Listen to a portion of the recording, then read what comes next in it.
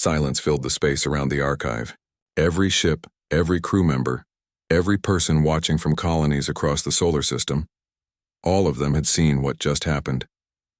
A 12-year-old boy had commanded a weapon beyond human understanding, and with one shot, he had stopped a threat that would have killed thousands. Daewon stood in the crystal chamber, breathing hard, trying to process what he had done. Lieutenant Lee put a hand on his shoulder, steadying him. "You saved us," the lieutenant said quietly. "All of us." But Daewon felt no pride, only fear. The power at his fingertips was terrifying. With a thought, he could destroy cities. With a word, he could level planets. The Velans had trusted humanity with this power, and now he understood why they needed a keeper, someone to make sure it was never misused. Captain Choi's voice crackled through their helmet radios. "Daewon, Lieutenant Lee, are you both safe?" "We're fine, Captain," Lee responded. "The archive is stable. The Krell probe is neutralized." "Good, because we have a situation developing." Director Bayek's shuttle just launched toward the archive. "He's demanding immediate access, claiming authority over the situation." Daewon's stomach tightened. He had known this was coming. The display of power had changed everything. Now everyone would want control of the archive, and they would use any excuse to take it. Minutes later, Director Bayek stormed into the crystal chamber with his security team. His friendly smile was gone, replaced by naked ambition. "By authority of the United Earth Council, I'm taking command of this vessel," Beck announced. "All personnel will submit to my orders immediately." "You don't have that authority," Captain Choi said, entering behind him with her own team. "This is a first contact situation. The archive has designated Daewon as keeper. We need to respect that." "Respect?" Bayek laughed. "We're talking about weapons that can neutralize a Krell war machine in one shot. You want that power in the hands of a child? This archive belongs to humanity, and humanity needs proper leadership." "By which you mean yourself," Yuna said, stepping forward with her datapad. "I've been monitoring your communications, Director. You've been in contact with weapons manufacturers, promising them access to Velan technology in exchange for political support." Beck's face darkened. "You're monitoring Council communications? That's treason." "It's called protecting humanity from corruption," Captain Choi said coldly. "You don't care about Earth or proper leadership. You want the archive so you can sell its secrets to the highest bidder." The situation was escalating fast. Beck's security team raised their weapons. Lee's team did the same. Everyone was one wrong word from a firefight in the heart of an ancient alien vessel. "Stop." Daewon's voice cut through the tension. He stepped between the armed groups, looking smaller and younger than ever, but somehow commanding attention. "This is exactly what destroyed the Velans, fighting over power instead of using it wisely." He turned to face everyone in the chamber. "The archive showed me what happened to them. They were peaceful, curious, kind. Then the Krell came with their weapons and their empire, and the Velans died because they valued knowledge over military might. They survived only by sending archives into space, hoping someone better would find them." Daewon gestured to the glowing crystals around them. "They chose us, humans. They studied us 47,000 years ago when we were barely more than smart animals, and they saw something promising. They gave us this gift because they believed we could be better than the Krell, better than the empires that conquer and destroy." "Beautiful speech," Beck said dismissively. "But the real world requires real power, not children's ideals. Then watch what real power looks like." The voice didn't come from Daewon or anyone in the chamber. It came from all around them, from the archive itself, speaking clearly now in perfect English. "I am the Velan Archive, eternal witness. I have observed this debate. Director Bayek, your intentions are corrupt. Your heart seeks dominance, not wisdom. You are rejected as potential keeper." Beck stumbled backward as holographic images surrounded him, showing recordings of his illegal communications, his backroom deals, his plans to seize the archive for personal gain. "Everything exposed for all to see, Captain Choi. You are honorable but constrained by military hierarchy. You would follow orders even when unwise. Dr. Park, your curiosity is pure but you lack decisiveness. Yuna Han, your logic is sound but you trust systems over individuals." The archive's attention focused on Daewon. Keeper Daewo possesses necessary balance, curiosity without greed, compassion without weakness. Youth brings flexibility, inexperience brings humility. He will learn. He will grow. He will protect the legacy as Velen's intended. This is insane, Beck protested. You're going to trust the most powerful weapon in human space to a child? No, the archive corrected. Not to a child alone. Proposal. Keeper Council. Multiple individuals from diverse backgrounds. Keeper Daiwo as primary authority. Guided by advisors, Captain Choi for military. Wisdom. Dr. Park for scientific knowledge. Yuna Han for technical. Expertise. Others to be selected shared. Responsibility. Balanced power. This is the Velen way. The idea hung in the air. Not one person with absolute power, but a group working together. With Daewon as the primary keeper to prevent any single faction from controlling everything. Captain Choi nodded slowly. It could work. A council with representatives from different parts of human society. Scientists, military, civilian, corporate, but all committed to using the archive's knowledge for humanity's benefit, not personal gain. I accept, Dr. Park said immediately. This discovery is too important for politics. We need to do this right. Count me in, Yuna added. One by one, others in the chamber agreed. Even Lieutenant Lee, initially skeptical, saw the wisdom in it. The only one who refused was Director Bayek, who stormed out threatening lawsuits and investigations. Over the following weeks, the Keeper Council was established. Representatives were carefully chosen from across human space. Scientists, engineers, doctors, teachers, even artists and philosophers. The archive's knowledge would be shared freely with all humanity. But the weapons systems remained under council protection, preventing any single government or corporation from monopolizing power. The Velen archive was renamed Eternal Witness and moved into orbit around Mars, where it became a symbol of humanity's potential and responsibility. Students from across the solar system came to study there. Scientists unlocked medical advances that cured diseases. Engineers developed clean energy systems.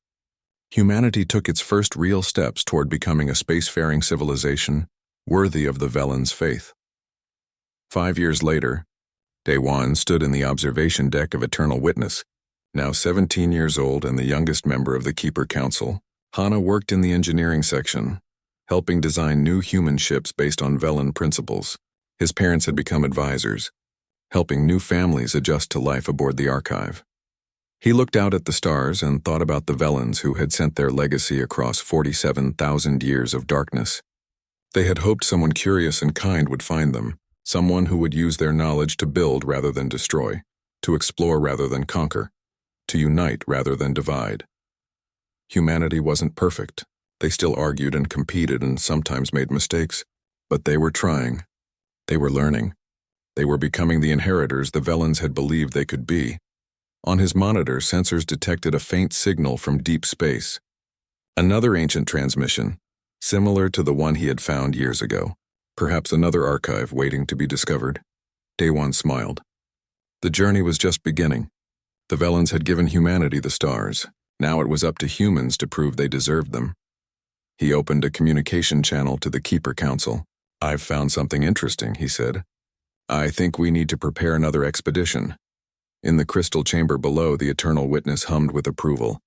The legacy continued, passed from one curious species to another, flowing forward through time like light through the darkness. And somewhere in the vastness of space, if the Velens could see what had become of their gift, perhaps they smiled. News traveled fast in space. By the time the Pathfinder transmitted its report to Earth, every human colony already knew about the discovery. Social media exploded with speculation. Politicians made speeches. Religious leaders debated what it meant. And in corporate boardrooms across the solar system, powerful people started making plans. Daewon watched it all unfold from the Pathfinder's observation deck. Ships began arriving at their location within days. First came more USA research vessels, then military cruisers, then private corporate transports.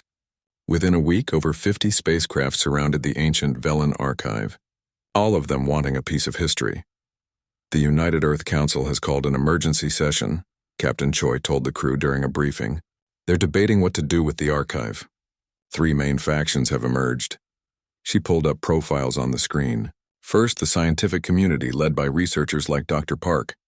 They want to study the archive carefully and preserve it. Second, The military, under Admiral Kyung-Soo An. They want to secure the weapons technology to protect humanity from potential threats. Third, corporate interests, represented by people like Hyun Jong from Mars Mining Consortium. They see profit opportunities. What about just asking the archive what it wants? Daewon said quietly. Everyone turned to look at him. He had been mostly silent since the boarding mission, thinking about everything the Velen AI had said. The archive was clear, Daewon continued. It wants the knowledge shared, but it wants a keeper to make sure the weapons aren't misused. Why can't we just do what it asks? Because we're human, Lieutenant Lee said, not unkindly. We don't trust easily. Everyone wants control because everyone fears what might happen if someone else gets control. He was right. Over the next few days, Daewon watched as the different factions argued and schemed. Scientists wanted unlimited access to study the archive. Military leaders demanded the weapons be turned over to Earth Defense Forces. Corporate representatives talked about patents and licensing rights. And then Director Insu Baek arrived. Baek was a member of the United Earth Council, a politician with a friendly smile and cold eyes. He came aboard the Pathfinder with a security team and immediately requested a private meeting with Captain Choi. Daewon didn't trust him. Something about the way Baek looked at people, like they were pieces on a game board. Stay away from Director Baek, Yuna warned Daewon one evening. I've been researching his background. He's involved in some questionable business deals. Weapons contracts mostly. Does Captain Choi know? She suspects, but he has powerful friends. We have to be careful. That night, Daewon couldn't sleep. He kept thinking about the Velens, how their civilization had been destroyed by an aggressive empire. How they'd sent their legacy into space hoping someone better would find it. What would they think if they could see humans fighting over their gift? He was staring out the window when Hana found him. She had been staying with their parents in guest quarters, but she snuck out after curfew. Can't sleep either, she asked, sitting beside him. I'm scared, Daewon admitted. The archive trusted humans. What if we're not worthy? Then we become worthy, Hana said simply. That's what being human means.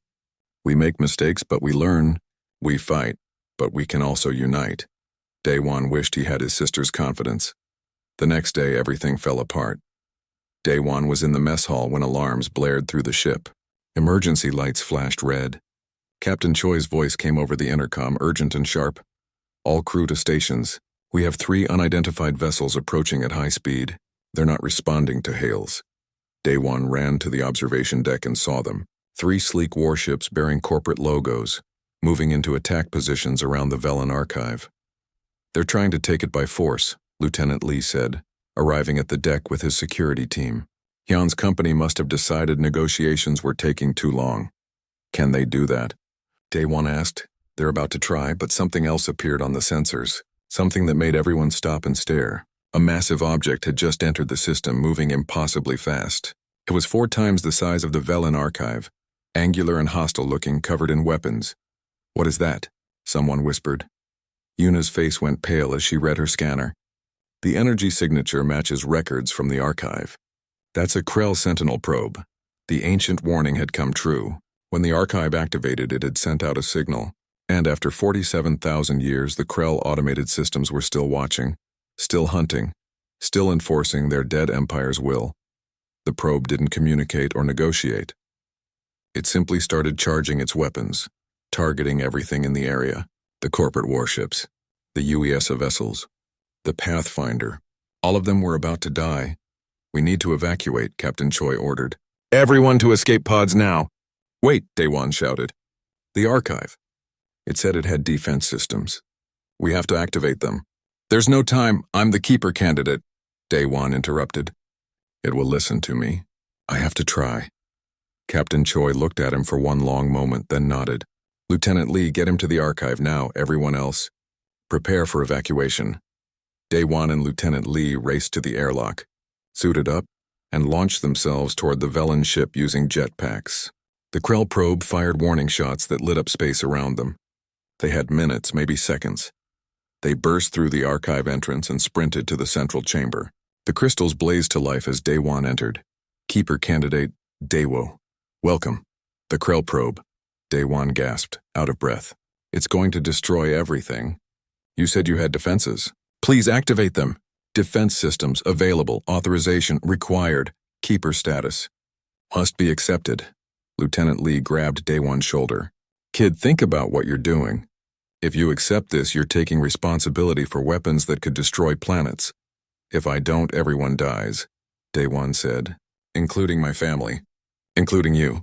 He turned to the hologram. I accept. Make me Keeper. Save them. Acknowledged. Keeper. Designated. Daewo Kim. Age 12. Granted access to defensive protocols. Daewon felt something change inside him.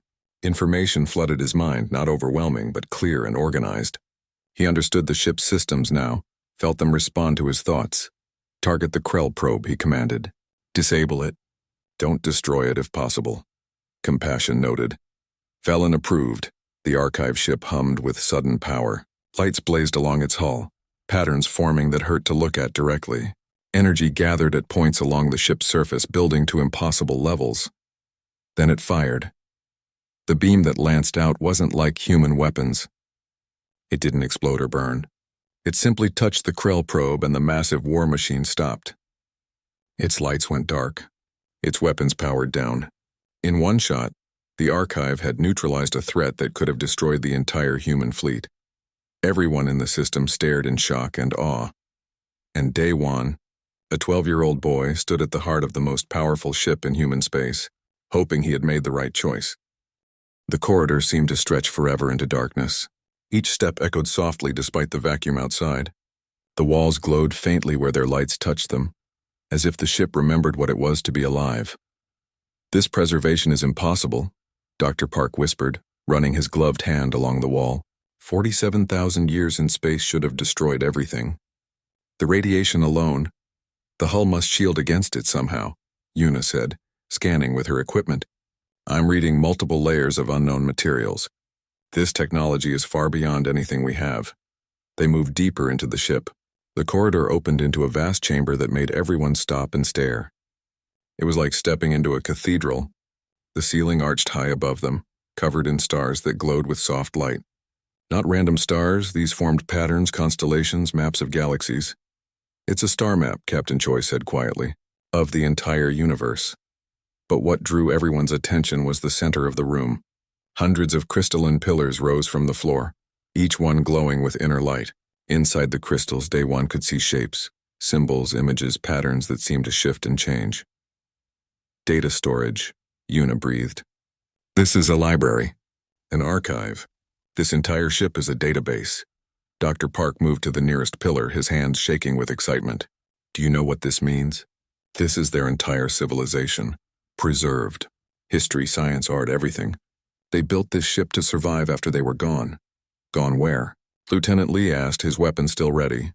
Extinct, Dr. Park said sadly. They knew they were dying, so they sent their legacy into space, hoping someone would find it. Daewon approached one of the pillars. Something about it called to him. The light inside pulsed like a heartbeat. Without thinking, he reached out and touched the smooth crystal surface. Everything changed. Light exploded from the pillar, spreading across the room in waves.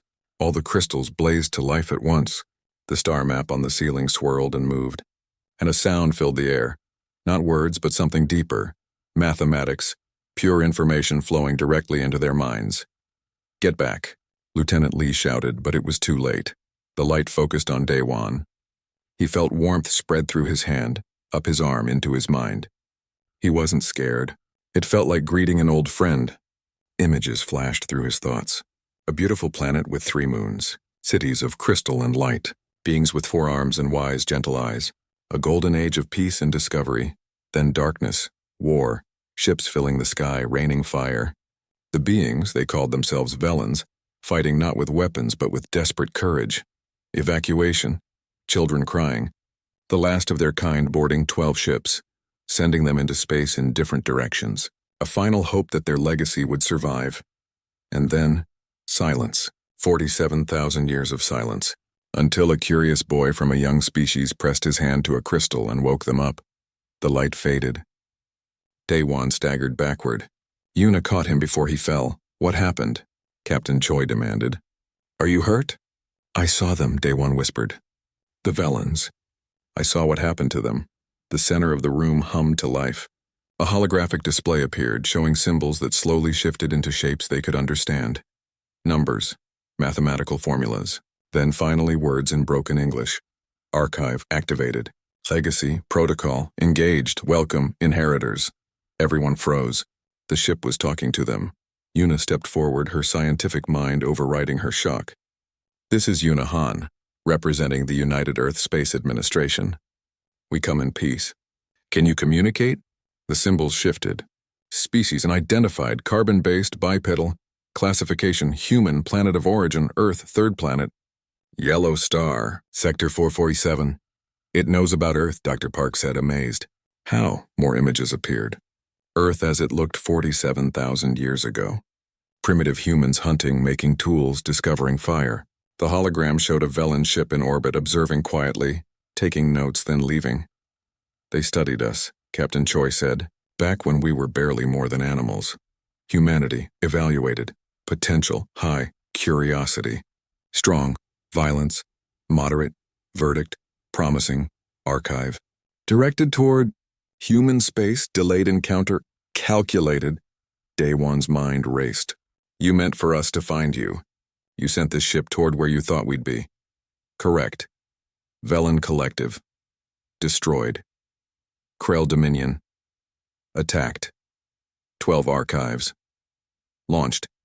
This unit. Designated for promising species if found. Legacy continues. What legacy?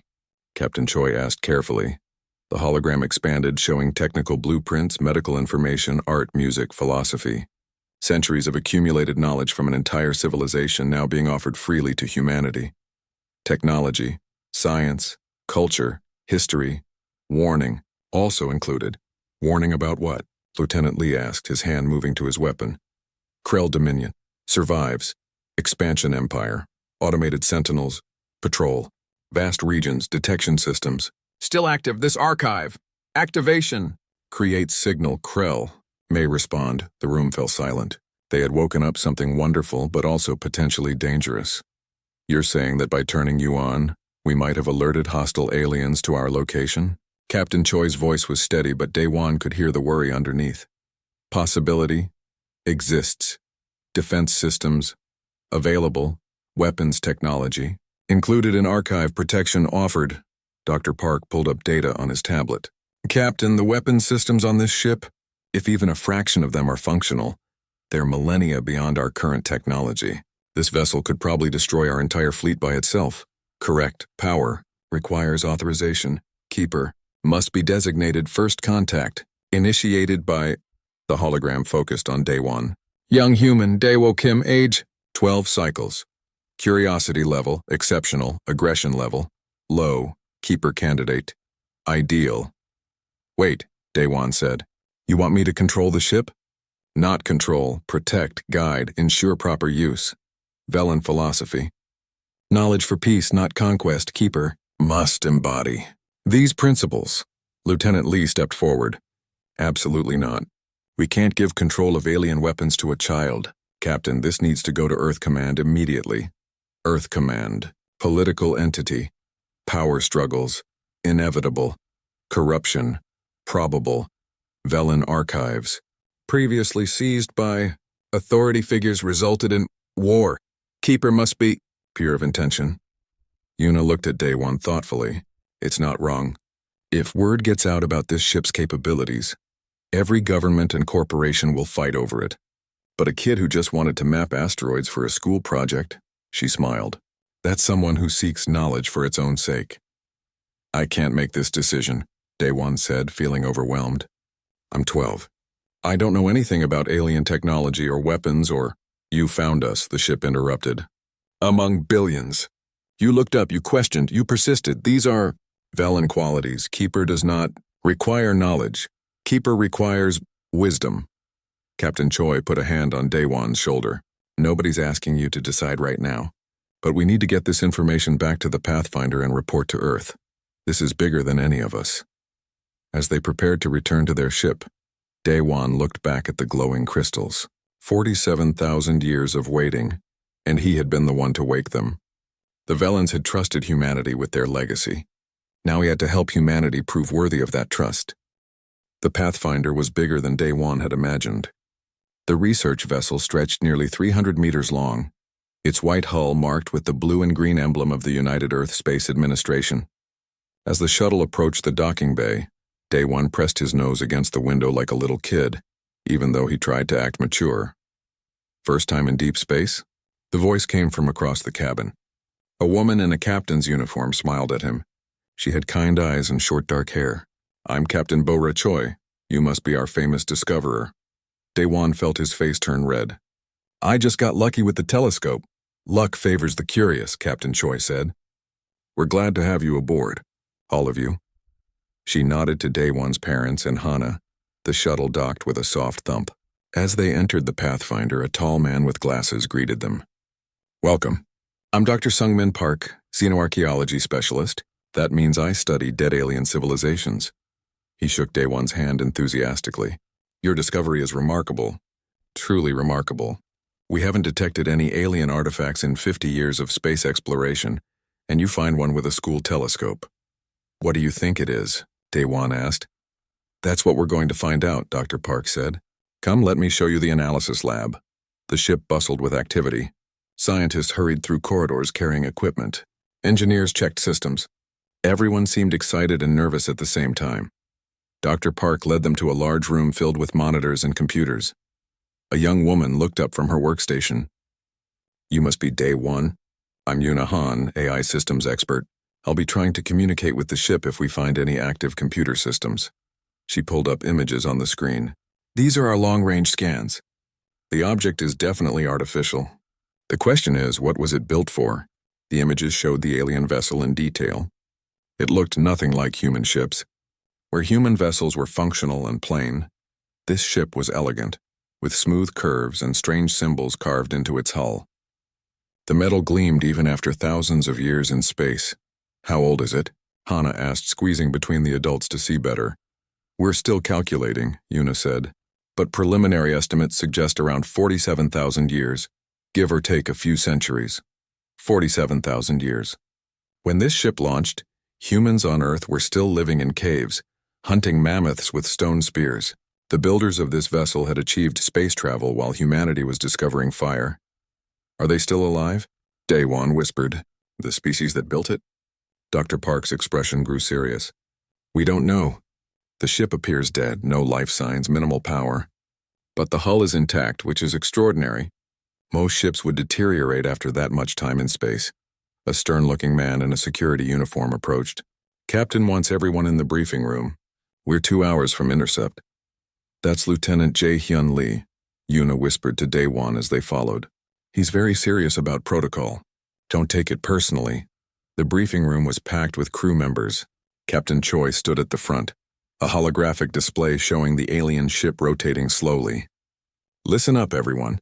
In 2 hours, we'll match velocity with the target. Initial boarding team will consist of myself, Dr. Park, Lieutenant Lee, Yuna, and 3 security personnel." Day One raised his hand without thinking. Every adult in the room turned to look at him. He almost lost his nerve but forced himself to speak. "Captain, I'd like to request permission to join the boarding team." Lieutenant Lee frowned. "Absolutely not. This is a potentially dangerous first contact situation. We don't bring children into—" "I found it," Day One interrupted, his voice stronger than he felt. "I spent weeks tracking its movement. I know its energy patterns better than anyone, and—" He paused, gathering courage. "If this ship has been floating through space for 47,000 years waiting to be found, doesn't the person who found it deserve to be there?" The room fell silent. Captain Choi studied him carefully. "He makes a valid point, Lieutenant. And technically, this is a diplomatic mission as much as scientific. Having the Discoverer present could be significant if there's any remaining intelligence aboard." "Captain," Lieutenant Lee started. "He'll stay with the group at all times," Captain Choi said firmly. "At the first sign of danger, he returns to the ship." "Agreed, Day One." "Agreed," Day One said, trying not to grin. His father looked worried but proud. His mother squeezed his hand. Hana stuck her tongue out at him, jealous. The next 2 hours crawled by. Day One suited up in a standard exploration suit, which had to be adjusted to fit his smaller frame. Yuna helped him check all the seals and taught him the emergency procedures. Stay calm, stay close, and don't touch anything without permission, she said. Finally, the moment arrived. The Pathfinder pulled alongside the alien vessel, and Daewon got his first real look at it through the airlock window. It was beautiful and terrifying at the same time. 5 kilometers of ancient metal floating in the void, covered in symbols and patterns that hurt his eyes to look at too long. Those markings aren't just decorative, Dr. Park said, noticing Daewon's interest. They contain mathematical formulas. This entire ship is covered in equations. The boarding team gathered at the airlock. Captain Choi did final equipment checks. Lieutenant Lee kept his hand near his weapon, eyes scanning for threats. Dr. Park practically vibrated with excitement. Yuna carried a portable computer for analyzing any technology they found, and Daewon stood among them, a 12-year-old boy about to step onto an alien spacecraft. Open the airlock, Captain Choi ordered. The door slid open. Magnetic boots activated, allowing them to walk on the ship's hull. Daewon took his first steps onto alien metal, feeling the history beneath his feet. Somewhere on this ship were answers to questions humans had asked for thousands of years. Are we alone? What else is out there? What came before? Dr. Park found an entrance, a circular doorway sealed but intact. Yuna examined it with her sensors. There's still power behind this door. Not much, but something. Can you open it? Captain Choi asked. I think so. The locking mechanism is elegant but simple. Yuna connected her computer to a panel beside the door. Alien symbols scrolled across her screen. After several minutes, something clicked. The door opened silently, revealing darkness beyond. Lights on, Captain Choi commanded. Their helmet lamps illuminated a corridor stretching into the ship's interior. The walls were smooth and covered with more symbols. The air inside read as thin but breathable, ancient atmosphere somehow preserved. We're going in, Captain Choi said. Stay alert. They stepped forward into the unknown, and Daewon's adventure truly began. The telescope screen glowed softly in the dark room. Daewon pressed his face closer to the monitor, his eyes tracking the slow movement of space rocks far beyond Mars. He had been doing this every night for 2 weeks now, mapping asteroids for his school project. Most kids found it boring. Daewon found it magical. Outside his window, the red dust of Mars stretched endlessly under the dome of New Sol Colony. His parents had moved here 3 years ago for work. At first, Daewon hated it. He missed Earth, missed his friends, missed the blue sky. But then he discovered the colony's public telescope array, and Mars became home. Still awake? His younger sister Hannah poked her head through the door. She was 10, with messy hair and bright, curious eyes. Mom's gonna be mad. 5 more minutes, Daewon whispered. I found something weird. Hannah slipped into the room and climbed onto the chair beside him. Weird how? Daewon pointed at a small dot on the screen.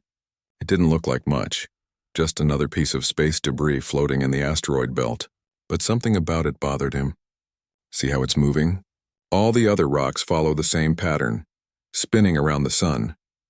This one's different. It's moving against the flow. Maybe it's a comet, no tail, and it's too slow.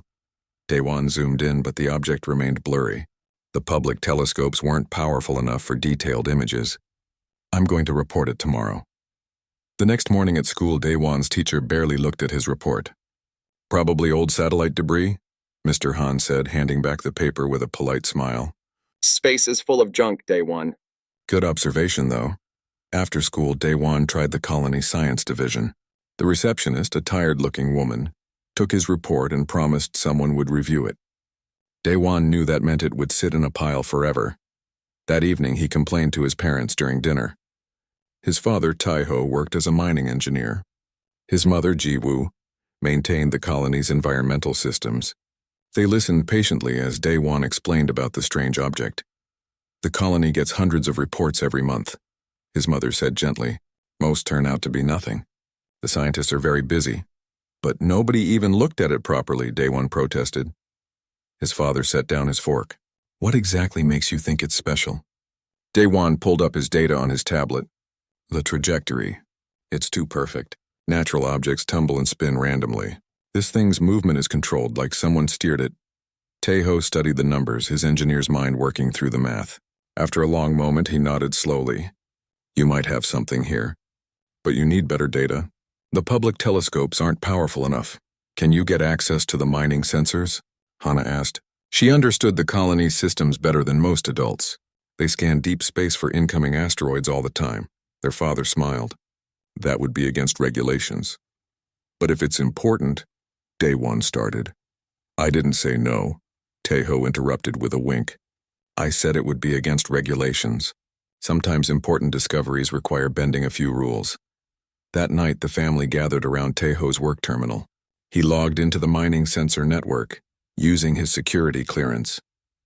We have 20 minutes before the system logs flag unusual access patterns. Make it count. Day One's fingers flew across the keyboard. He input the coordinates of the mysterious object and initiated a deep scan. The sensors were powerful, designed to detect mineral compositions from millions of kilometers away. If the object was just space junk, the scan would show metal and plastic. If it was a rock, it would show silicon and iron. The results appeared. Everyone leaned forward. What am I looking at? Jiwoo whispered. The scan showed something impossible. The object was massive, over 5 kilometers long. Its composition included elements that shouldn't exist in nature, arranged in geometric patterns. And most striking of all, it emitted a faint energy signature. It's a ship, Hana breathed. An alien ship? Day One's heart pounded. He ran secondary scans, checking and rechecking the data. Every test confirmed it. This wasn't space junk or a natural formation. This was something built by intelligent beings, floating through space in the cold darkness. The energy signature is almost dead, Tejo said, reading the technical data. Whatever this thing is, it's been out here a very long time. How long? Day One asked. His father did quick calculations. Based on the stellar drift patterns and radiation exposure, I'd estimate tens of thousands of years, maybe more. The room fell silent. They were looking at something ancient, something from a civilization that existed long before human recorded history, and a 12-year-old boy had found it while doing his homework. We need to report this immediately, Jiwoo said. This is beyond anything the colony can handle. This goes to Earth, to the United Earth Space Administration. Tejo copied all the data onto a secure drive. I'll submit it through official channels first thing tomorrow. Day One, you should be proud. This is an incredible discovery. But Day One barely heard the praise. His mind raced with questions. Who built the ship? Where did they come from? Why was it drifting through human space? Were they still alive? Sleep didn't come easy that night. Day One lay in bed, staring at the curved ceiling of their habitat module. Somewhere out there in the darkness beyond the asteroid belt, an alien ship floated silently through space. It had traveled for ages, carrying secrets from a civilization humans had never known existed. And he had found it. The next morning, his father submitted the full report to UESA headquarters on Earth. They included every scan, every calculation, every piece of evidence. Then they waited. 3 days passed. Then a week. Day One checked his messages constantly, hoping for a response. Nothing came. He started to wonder if Earth thought it was a hoax, or if the report had gotten lost in bureaucracy. Then on the 8th day, everything changed. Day One was eating breakfast when emergency sirens echoed through the colony. Not danger sirens, these were different. These meant something important was happening. His tablet buzzed with an official message. He opened it and gasped. The United Earth Space Administration had confirmed his discovery. They were sending a research vessel, the Pathfinder, to investigate. And in recognition of his discovery, they were inviting Day One and his family aboard as civilian observers. Hana jumped up and down, squealing with excitement. Their parents shared shocked, proud smiles. But Day One just stared at the message, reading it over and over. In 3 weeks, he would board a spacecraft and travel to the mysterious alien vessel. He would be among the first humans to see it up close, to walk its ancient corridors, to unlock its secrets. The adventure of a lifetime was about to begin.